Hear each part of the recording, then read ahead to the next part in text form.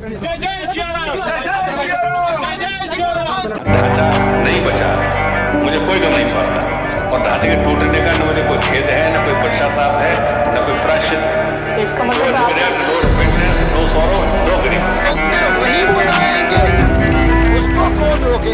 जय श्री राम दोस्तों। 22 जनवरी 2024 वो सुनहरा दिन होने वाला है जब हमारे प्रभु श्री राम अयोध्या में बने राम मंदिर में विराजमान होंगे।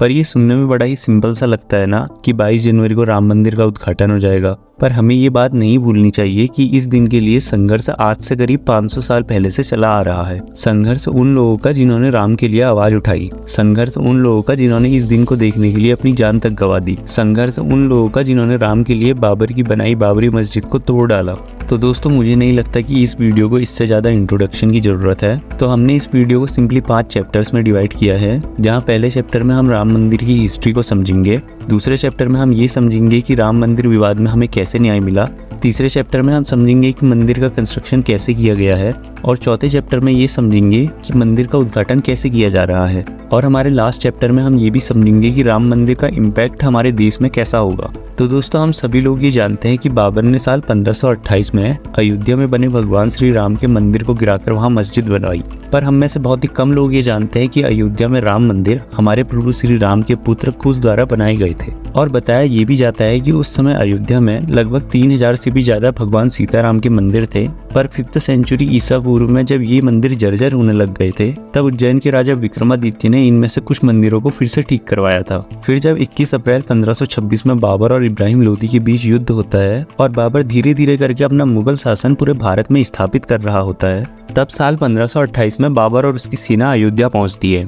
और फिर बाबर के कहने पे उनके सेनापति मीर बाकी द्वारा अयोध्या में बने राम मंदिर को तोड़ दिया जाता है और उस जगह मस्जिद बनाई जाती है, जिसे बाद में बाबरी मस्जिद का नाम दिया गया। फिर ऐसे ही मुगल शासन में कई साल बीत जाते हैं और अयोध्या की उस राम जन्मभूमि में कोई भी हलचल नहीं होती है। पर साल 1717 में बाबरी मस्जिद बनने के 190 साल बाद जयपुर के राजा जय सिंह ये कोशिश करते हैं कि मस्जिद और उसके आसपास की जगह उनको मिल जाए, क्योंकि वो ये बात जानते थे कि हिंदुओं के लिए उस जगह का क्या महत्व है। पर वो ऐसा करने में सफल नहीं हो पाते हैं। अब क्योंकि जय सिंह के संबंध मुगल शासकों से अच्छे थे, तो वो मस्जिद के तकरीबन 150 फीट दूर एक राम चबूतरा बना देते हैं ताकि हिंदू वहाँ श्री राम की पूजा कर सके। जिसके बाद से हिंदू अपने प्रभु श्री राम की पूजा राम चबूतरे में करते थे और मुस्लिम बाबरी मस्जिद में नमाज अदा करते थे। पर दोस्तों जरा ये सोचिए कि आज से लगभग 200-250 साल पहले भी ऐसे लोग थे जो राम जन्मभूमि में राम मंदिर को देखना चाहते थे, पर मुगल शासन की मजबूत जड़ें भारत में होने के कारण वो अपनी आवाज नहीं उठा पाते थे।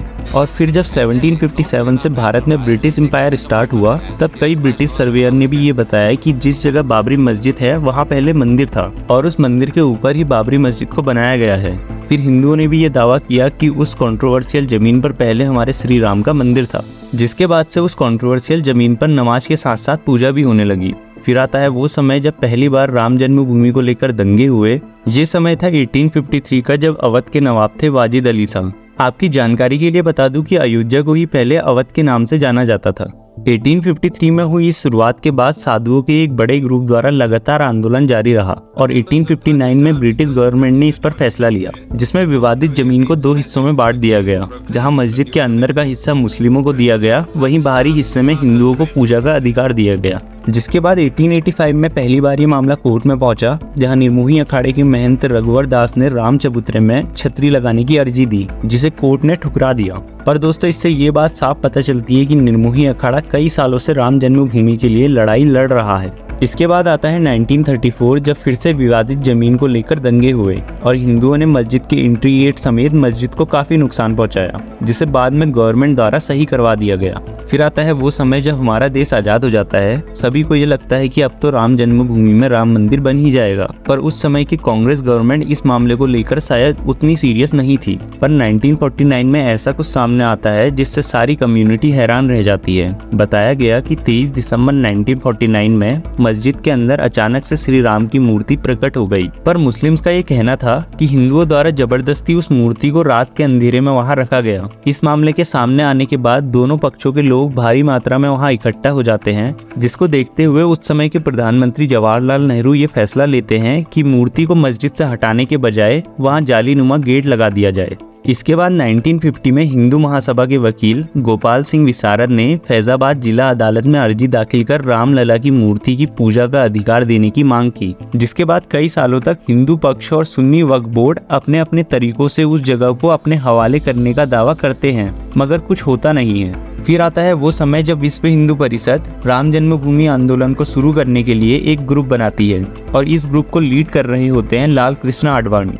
1986 ये वो समय है जब हिंदुओं के पूजा करने के लिए मस्जिद के गेट को खुलवा दिया जाता है, ये कह के कि इसे बंद करने का आदेश फैजाबाद जिला प्रशासन ने दिया था, ना कि कोर्ट ने। जिसके बाद मुस्लिम इसका विरोध और बाबरी मस्जिद एक्शन कमेटी का गठन करते हैं। फिर इसके बाद 25 सितंबर 1990 में लाल कृष्ण आडवाणी द्वारा सोमनाथ से अयोध्या तक एक रथ यात्रा निकाली जाती है और आपको ये जानकर भी आश्चर्य होगा कि उस रैली में हमारे आदरणीय प्रधानमंत्री श्री नरेंद्र मोदी जी भी शामिल थे।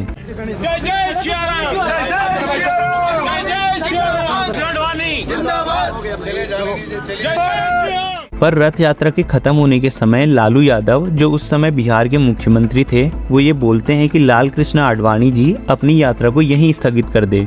अब क्योंकि वो ऐसा नहीं करते हैं और विवादित ढांचे पर पहुंचकर कार सेवक झंडा फहरा देते हैं, जहां कार सेवकों की संख्या भी काफी ज्यादा होती है, तो भीड़ को काबू करने के लिए मुलायम सरकार कार सेवकों पर गोली चलवा देती है, जिसमें कई कार सेवक शहीद हो जाते हैं। और फिर दोस्तों इसके बाद आता है वो दिन जब विवादित जमीन में सबसे बड़ा वायलेंस होता है। दिन था 6 दिसंबर 1992 का, जब 2 लाख से भी ज्यादा कार सेवक अयोध्या पहुंच जाते हैं और वो ये बताते हैं कि हम 12 बजे के बाद मस्जिद को ध्वस्त कर देंगे। उस समय यूपी के मुख्यमंत्री थे कल्याण सिंह, जिनका खुद राम मंदिर के लिए सैक्रिफाइस कुछ कम नहीं है। उस दिन उन्होंने पुलिसकर्मियों को भी ये आदेश दिया था कि कार सेवकों पर गोली ना चलाई जाए, जिसके बाद कार सेवक शाम के 5 बजे तक मस्जिद के तीनों गुंबदों को गिरा देते हैं। इस घटना के बाद ही कल्याण सिंह खुद अपने पद से इस्तीफा दे देते हैं और इंटरव्यू में वो ये बताते हैं कि इस बात का उन्हें कोई रिग्रेट नहीं है कि कार सेवकों ने मस्जिद को तोड़ दिया। इस घटना के होने के बाद कई साल तक कोर्ट में कुछ भी सुनवाई नहीं होती है, पर बीजेपी के केंद्र में आने के बाद इस केस पर हलचल फिर से शुरू होती है,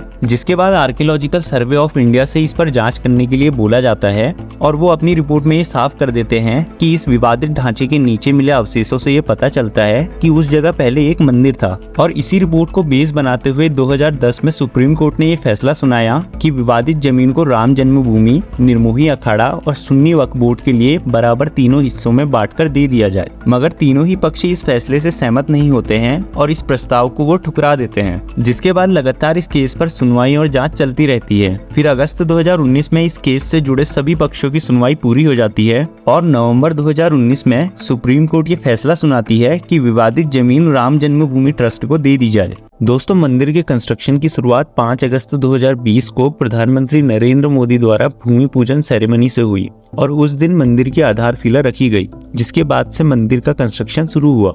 दोस्तों राम मंदिर का आर्किटेक्चर गुजरात की सोमपुरा फैमिली द्वारा डिजाइन किया गया है, जिनकी एक्सपर्टीज टेम्पल आर्किटेक्चर में है, जिनकी फैमिली ने अक्षरधाम और सोमनाथ टेम्पल समेत अब तक 200 टेम्पल से भी ज्यादा के स्ट्रक्चर डिजाइन किए हैं। मंदिर के आर्किटेक्ट चंद्रकांत सोमपुरा ने रिसेंटली ये बताया कि वो इस प्रोजेक्ट पर पिछले 30 साल से काम कर रहे हैं, जब ये प्रोजेक्ट उन्हें विश्व हिंदू परिषद के पूर्व अध्यक्ष स्वर्गीय अशोक सिंघल ने सौंपा था। दोस्तों इस मंदिर को इंडियन नागर स्टाइल से डिजाइन किया गया है, जो कि एक बहुत ही पुराना कंस्ट्रक्शन स्टाइल है। दोस्तों ये स्टाइल नॉर्दर्न इंडिया में काफी फेमस है, जहां मंदिर का बेस सिर्फ पत्थर से ही बनाया जाता है। इन मंदिरों में अक्सर एक ही शिखर होता है और मंदिर का गर्भगृह भी हमेशा सबसे ऊंचे शिखर के ठीक नीचे स्थित होता है। दोस्तों राम मंदिर की टोटल जमीन 70 एकड़ की है, जिसमें मंदिर को 2.7 एकड़ की जमीन में बनाया गया है, जहां बाकी बचे 70% ग्रीन एरिया को खाली छोड़ा गया है और जहां इसकी ऊंचाई 161 फीट और चौड़ाई 250 फीट है। मंदिर में टोटल 392 पिलर्स और 44 दरवाजे हैं और ये दरवाजे भी गोल्ड प्लेटेड हैं। दोस्तों मंदिर में राम दरबार पहली मंजिल पे होगा और 5 मंडप होंगे। देवताओं की मूर्तियां स्तंभों और दीवारों पे होगी और परिसर के चारों कोनों पे सूर्य, भगवती, गणेश और शिव को समर्पित मंदिर होंगे। साथ ही मंदिर में अन्नपूर्णा और हनुमान भगवान का मंदिर उत्तरी और दक्षिणी भुजाओं पे बनाए जाएंगे। और अगर बात करें मंदिर में स्थापित होने वाली मूर्ति की, तो राम भगवान की जो मूर्ति गर्भगृह में रखी जाएगी उसे मूर्तिकार अरुण योगीराज ने कर्नाटका से लाई गई कृष्णशिला में बनाया है। रामलला की ये मूर्ति कमल के ऊपर विराजमान होगी, जिसके साथ मूर्ति की लंबाई 8 फीट बताई जा रही रही है। और दोस्तों आर्टिकल्स के अकॉर्डिंग अयोध्या में डेली 3 लाख विजिटर्स के आने की उम्मीद है। साथ ही दोस्तों आपको ये जानकर भी खुशी होगी कि हमारे राम मंदिर के लिए राम भक्तों ने दिल खोलकर दान किया है। ऐसा मैं इसलिए बोल रहा हूँ क्योंकि राम मंदिर के लिए देश विदेश से इतना डोनेशन मिला जिसके सिर्फ ब्याज से ही राम मंदिर का फर्स्ट फ्लोर बन गया। दोस्तों देश विदेश से राम मंदिर के लिए अराउंड 5,000 करोड़ रुपए से भी ज्यादा का दान मिला है। दोस्तों जैसा कि हम सभी को ये पता है कि 22 जनवरी को राम मंदिर का इनॉग्रेशन होगा, जो हमारे आदरणीय प्रधानमंत्री नरेंद्र मोदी जी द्वारा किया जाएगा। अब जो रामलला की प्राण प्रतिष्ठा होगी, यानी कि जब उन्हें गर्भगृह में स्थापित किया जाएगा, उसका समय 12:15 से 12:45 बजे के बीच का निकाला गया है। पर दोस्तों इनॉग्रेशन के लिए 22 जनवरी की ही डेट को फिक्स करने के पीछे वैसे तो कई सारे इंपॉर्टेंट फैक्टर्स हैं। जैसे बताया जाता है कि इस दिन भगवान विष्णु ने कछुए का अवतार लेके समुद्र मंथन किया था। तो अब क्योंकि भगवान राम विष्णु के ही अवतार हैं, तो राम मंदिर के इनॉग्रेशन के लिए इस दिन को बड़ा ही शुभ माना गया है। और बताया ये भी गया है कि इस दिन सूर्य देव उत्तरायण में होंगे, जो वैसे तो खुद ही एक अच्छा दिन है। पर महाभारत के अकॉर्डिंग ये बताया जाता है कि भीष्म पितामह ने सूर्य देव को उत्तरायण में जाने के बाद ही अपने प्राण त्यागे थे, जिससे ही उन्हें मोक्ष की प्राप्ति हुई थी। और भी ऐसे कई फैक्टर एस्ट्रोलॉजर्स ने बताए हैं जिस कारण से ये दिन बड़ा ही स्पेशल है। दोस्तों हमारा लास्ट और इम्पोर्टेंट चैप्टर है इम्पैक्ट ऑफ राम मंदिर इन इंडिया। तो दोस्तों वैसे तो इतने सालों बाद राम मंदिर का अयोध्या में बनना ही हमारे लिए सबसे बड़ी बात है।